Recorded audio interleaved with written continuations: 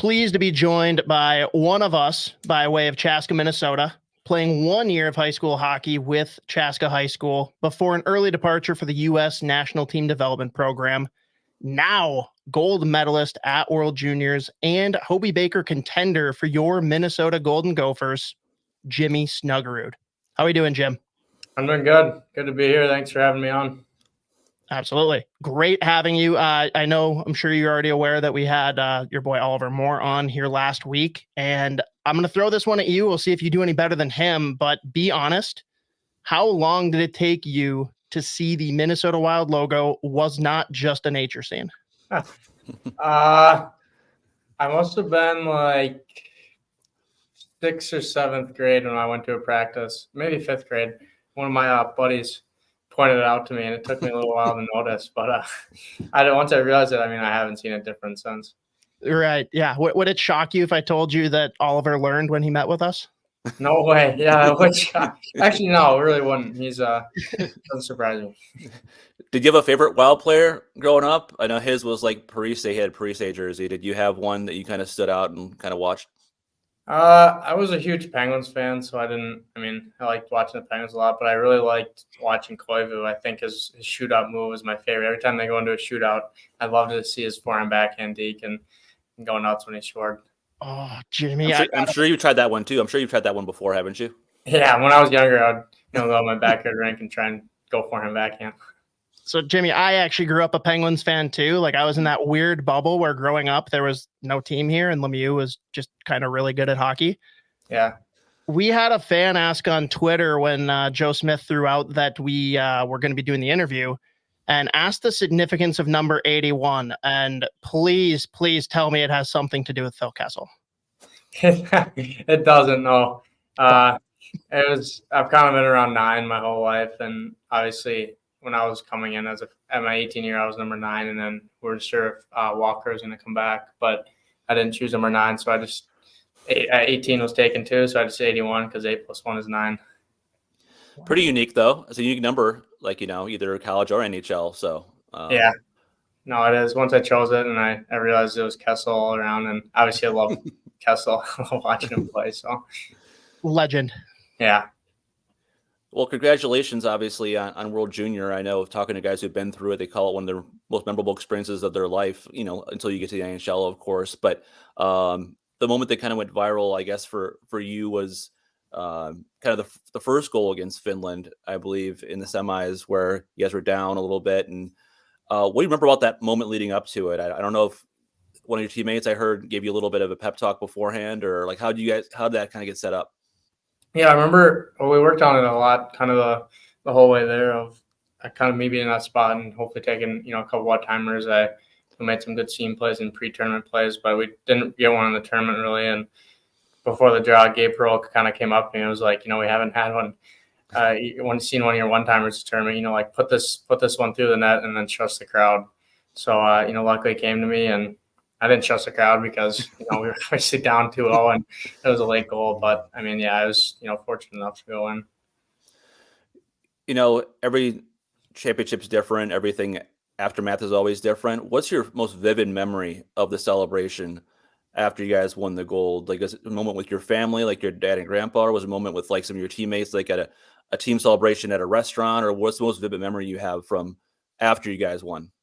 Yeah, I think just kind of being in the hotel with all the families there after that last game. We had our hotel kind of rented out for all the parents to come and hang out, and kind of just seeing everyone's family there and being with your own, mom and dad. And you obviously see all these other guys' parents there. It's so cool to just, be with them after that tournament because, more than half of those guys in the room lost to Sweden our 18 years. So to see the, the happiness and the joy in that room, to know that we won, and then just hanging out with the guys all that night was super special. We didn't get a bunch of time together because, guys had flights at 3 and 4 in the morning. But, to be in that room, to be with those guys during that time was so special.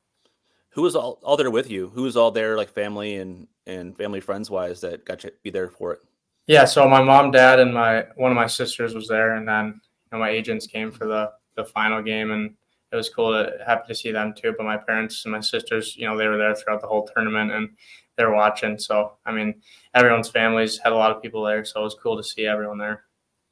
Talk to me about the electricity in the locker room after the games, just chanting, "Oh, mama, don't you cry."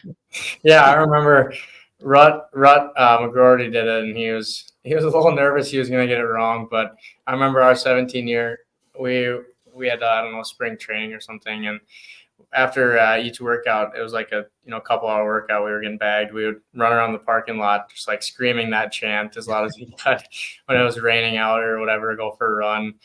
Guys would jump out of the line, and I don't know, we'd do that. So I mean, he had it down to a T, and to do it in the locker room after winning that World Junior gold medal was obviously really cool.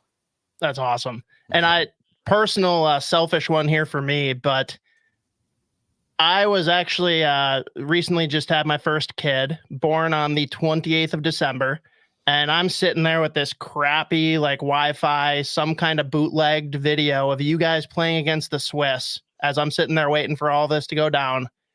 And it took you a whopping 13 minutes to put up a Hattie. Like, what is that like?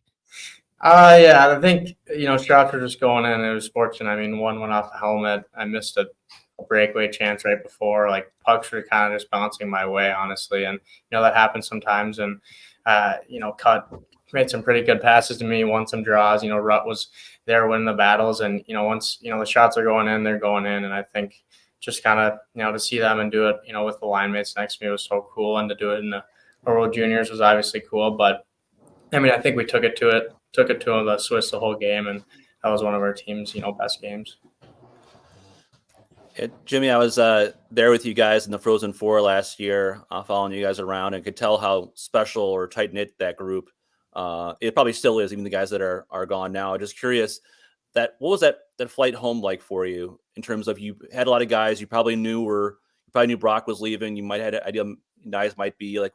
What was the emotions of that flight home and conversations like with the guys of kind of both reliving kind of the run you guys have had as a group and what might come next? Yeah, it was a tough flight, obviously. Obviously guys were leaving. We were in Tampa, and Nyzie could have stayed there in Tampa. Obviously they were playing, I think it was a couple days later with Toronto, but he came home with us and spent a day with us, and he decided to sign at the end of that day. But that last day with him and our team was pretty special because, I mean, that flight home was quiet, but that next day we were all with each other, hanging out at the house and kind of just being with each other. So I'd say it was obviously a really tough flight, but to be with the guys the day after, and Fabe signed that morning, but he was on a flight that afternoon, and Cool stayed and obviously signed later in the next year. But to be with the younger guys and know that we all have a chance to come back for a second year and do this again is obviously really cool, and shows how tight knit of a group we were last year and even are this year with all the new freshmen. Yeah. Go ahead, Joe. That heard a lot about the hockey house, and you guys watched a lot of games there and NHL college. Just like, what was that day like? Or when you get back and all together, were you guys just like reminiscing? Were you guys, playing video games like you always did? Or like, what do you guys do to kind of decompress and maybe your last dance together, I guess? Yeah. I would say guys were decompressing. Guys were just pretty sad, honestly, because, that was, one of the best teams all of us have played on. To just be with each other, though, I think was a really special moment. I think we were just kind of hanging out, playing bags, making burgers and brats like we normally do there. I think, and obviously didn't change much as people. I think it's just the sadness that, brat was. It was all motivation, honestly, though. Like, you could tell the day after those guys wanted, to come back even more and win it this year.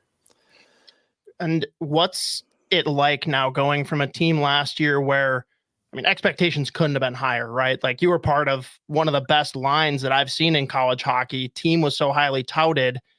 And now this year, still a top 10 team, but obviously the expectations aren't quite the same. But we're playing in Minnesota this year. Like, what is it like now with the team? Like, is it talked about a lot?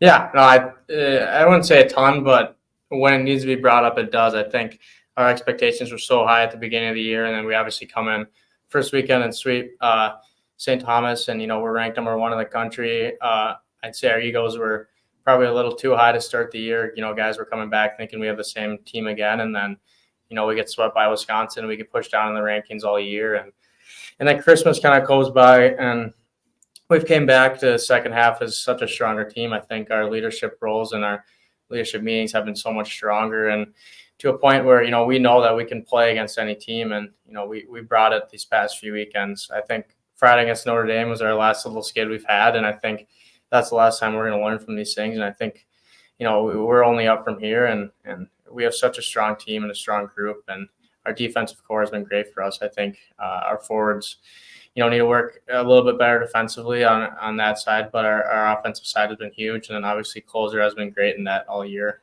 He's been a stud. But I think just that leadership part that we have this year is where I think we have more older guys and more leaders on our team. You mentioned leadership. I know that you lose guy like Faber and Lacombe and Johnson, a lot of, guys who've been there for a while. Like anytime that happens, there's always maybe some younger guys or maybe surprising voices that kind of pop up that may not have had the opportunity before. Who are some guys who have kind of stepped in? I'm sure you have been one of those guys too, be having your stature in the program there. Like who have been guys that kind of stepped into some of those roles that were vacated by guys who left? I'd say there's a lot of guys who have stepped in their roles. I think, I've obviously done a little bit of that, but there's been so much more from our younger guys. I think, John Middleset has been one of those guys who steps in. He doesn't play every game, but man, when he plays, he's going and he's buzzing. He's such a energizer bunny. That whole line of, Middleset, Clark, Pino, or Strobium, and whoever's playing, they're 100% every single game, and their voices on our bench. And then obviously we have the old line of Nelson, Bronzinski, and Evers, and they've been voices their career here, and they're going to stick with that all year about honing us in on short shifts and what. And I think Oliver Moore, as being a freshman, most guys don't really have huge voices, but man, he's so determined and so motivated to be the best leader he can possibly be, and he shows it every day. Yeah, he also really spoke highly of what John Middlestat does. Like he was kind of the under the radar guy for him. I am curious though, looking back to last year as well. Obviously, you've got a great relationship with Logan Cooley, and I'm sure it's a little bittersweet to watch him leave and go start his pro career. But talk to us, like, what is that relationship like? And I got to put you on the spot. Like, what was your pitch to get him to flip his commitment and go to the Gophers? Yeah, I think our relationship it's good. It stays the same. Obviously, we still communicate with each other, and we'll hang out this summer when he comes home. And it's really good to hear about him. And obviously, when he signed, I was no more than happy. I was super happy for him and his career ahead. And he's obviously been doing good, and he's been playing up to his almost standards. I think he makes plays so well and he does things so well. But when he first committed here and switched his commitment, I think it was kind of easier for him. I don't think he necessarily wanted to go to Notre Dame super badly. I think he was kind of deciding between here in North Dakota, and luckily he chose here. But I think just kind of to get him to come here, he knew that how many NHL players come out of this college, and how they've mature as people too. And obviously he sent that on to his younger cousin who plays at NTDP too. So it's nice to get that word down and keep bringing those good recruits in. Jimmy, I noticed you have a legacy there, your family with the Gophers, your dad and your grandfather. Was there ever other schools that you even looked at? I don't know. I think your dad probably encouraged you to kind of at least see what was out there. Was there any other schools that were, I'm sure, after you there? Yeah, I think my dad encouraged me to check everything out. He never really forced me to go to Minnesota. He didn't care much that I came here or not. He just kind of wanted me to do whatever. But I think I liked. I didn't go visit a lot of places. I liked Boston. I liked the idea of Boston and North Dakota and Minnesota, and then obviously Wisconsin and Granado's and there because he's such a good coach. But I think it just kind of came down to the practice habits that I would create here. Going against practice every day against Faber and Eyes and Lacombe and Johnson. I got so much better last year in just that aspect alone. And then, I was really fortunate enough to play with 2 NHL players. So I think it all just kind of came down to me being in the right spot at the right time. And it kind of worked out for me. Plus, I think we heard that your grandpa told you wanted to go to Minnesota yesterday, right? He wanted you there, right? He had a little different opinion on it. He wanted me to go to Minnesota so he could watch. Just tell us a little about him and his influence on your life here. I saw him skating at age 80 plus, or still doing some probably beer league skates there. Just what was it like kind of watching him growing up, and what kind of influence has he had on you as a player? Yeah, I think a huge influence. I think growing up, me and my cousin used to go skate with him and his buddies, and when he was probably around 75, 80. But I think to just kind of skate with him and be on the ice with him and all his old buddies kind of really grew that love for the game for me, to know that you can do it at, such a late age, and those guys would hang out and kind of be in that team atmosphere so late. So I think just kind of that part of hockey grew on me so quickly from a young age, because I would just go out there with those guys and kind of see what he had to do. And obviously he still comes to basically every game. He's sitting up there and I go see him after the game. And it's so cool to see that, he's still rolling along and loves to watch hockey. He doesn't care about the noise, even though he's, old and it's probably pretty loud for him, but he just kind of loves being in the atmosphere. Does he have a more active celebration than your dad does during games? Is he a little louder? Or I know your dad's kind of like the nonchalant, like he just had a hat trick in 13 minutes. I'm going to sit on my hands here. I don't know. Honestly, I've never really asked if he does anything. I highly doubt that he does anything, because he's, pretty laid back guy. So everybody talks about your shot. Of course, it's your trademark. It's one of your biggest strengths. And I was curious how it developed, because I covered the Lightning for a long time in Tampa, and Steven Stamkos would always tell me that he didn't have a good shot when he was a young kid. He was small, the way he was built. He was a good skater, but he had to really go to shooting coach, like shooting academy, every day shooting 400 or 500 shots just to build that strength and that technique. How was yours developed at a young age? Like, how did you kind of refine that and build into what it is today?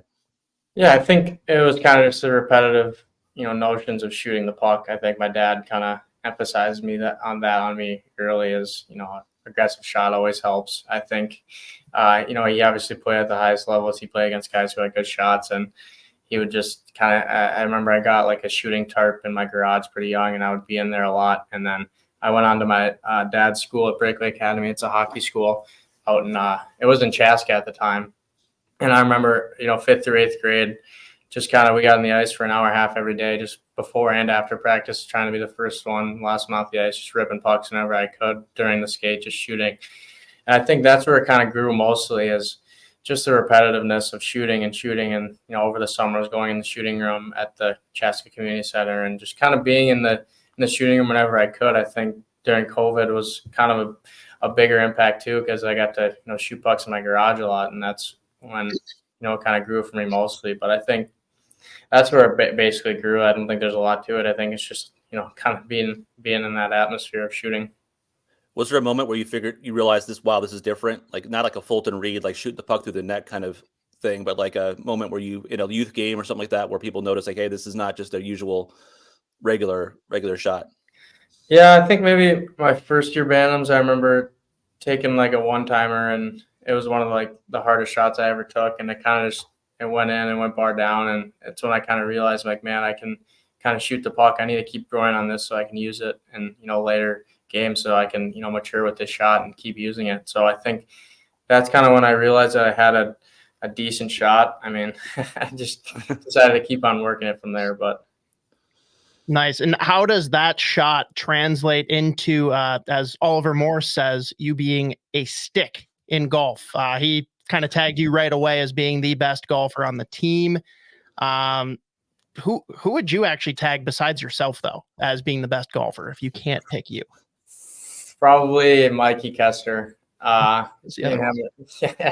We go nose and nose. I mean, every time we're on the golf course, it's such a close battle, and whenever we get really close match, it gets pretty heated really quickly. But I mean, he's good. He's a good golfer. I know he just got new irons too, so we'll see how those things work. Nice.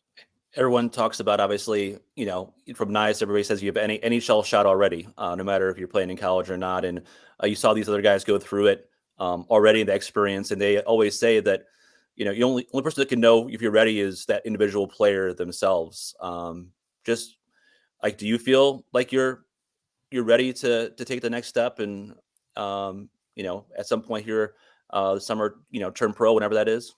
Yeah, I think I'm kind of living the moment now, and I'm not super ready to make that decision yet. I think as a player, once that time comes, I'll be able to decide it on the spot. I think right now I still obviously I really don't know, and it's kind of weird to say, but I honestly have no idea. Like once that day comes where it comes to my mind and, my gut's telling me the right thing, what to do, then I'll go with that. But right now, I mean, I love being in college and I love playing college hockey with, all of my best friends. So.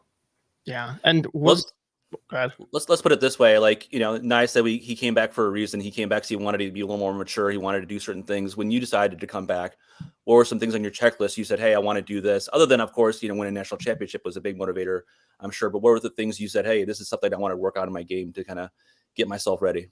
Yeah, I think be a leader and be, a more detailed player. And I think last year I was kind of got away from details quite a bit. I think it was kind of more producing focus, whereas I needed to mature as a person and realize that, this is a team and, we could possibly not be as good. So I need to mature as a player and, hopefully win a national championship with this team. So I think the leadership part has gone really well, just kind of bringing in all the freshmen, and the details in my game have improved so much since last year, just kind of the small little things, the small little aspects of my game.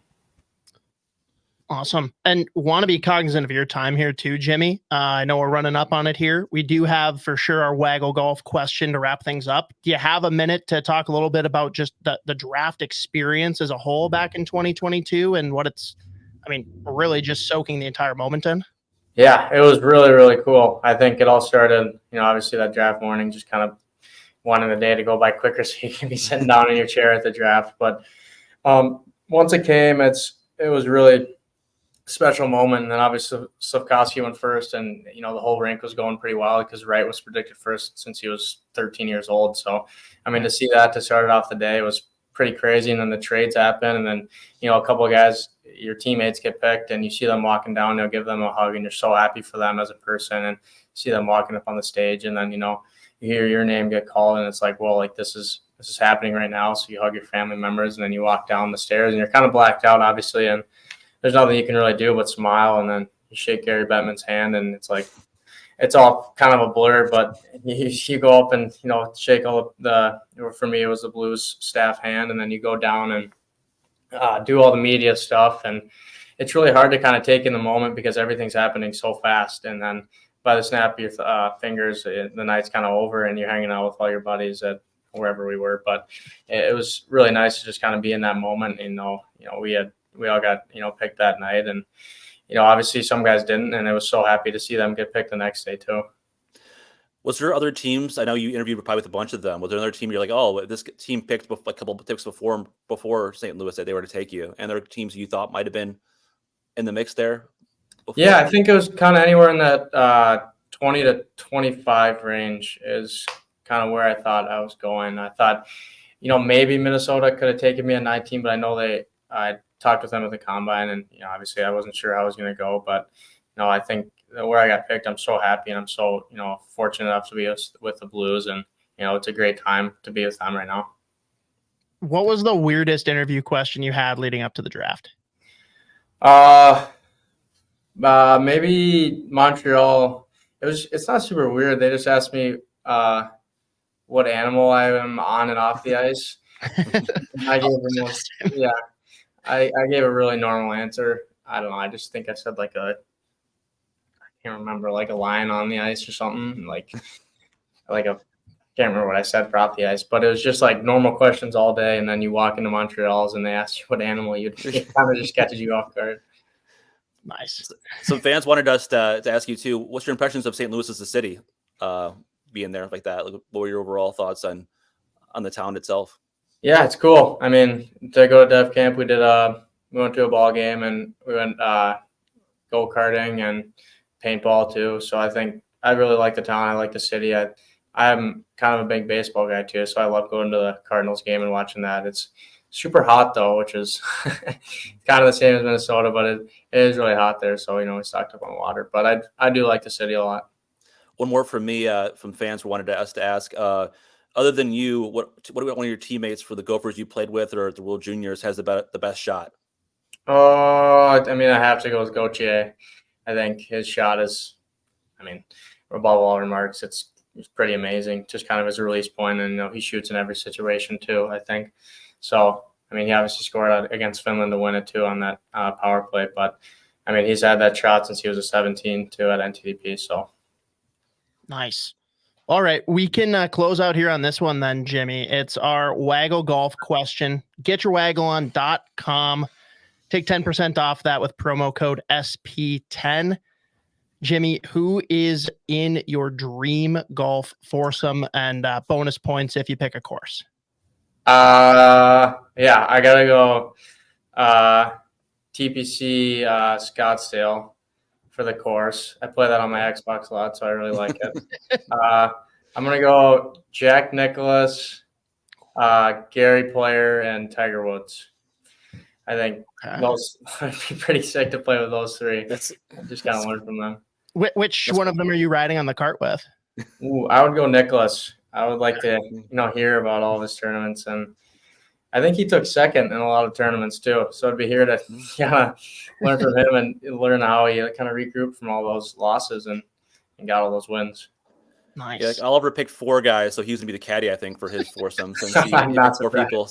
So yeah, you understood the assignment. Yeah. Well, thanks so much for joining us. I know it's kind of a quote unquote bye week for you guys, but I know you're still busy, so appreciate you doing it and looking forward to talking to you as the Big Ten tournament comes up soon. And of course, what you guys are dreaming about playing in potentially the Frozen Four here in St. Paul. Yeah, thanks for having me.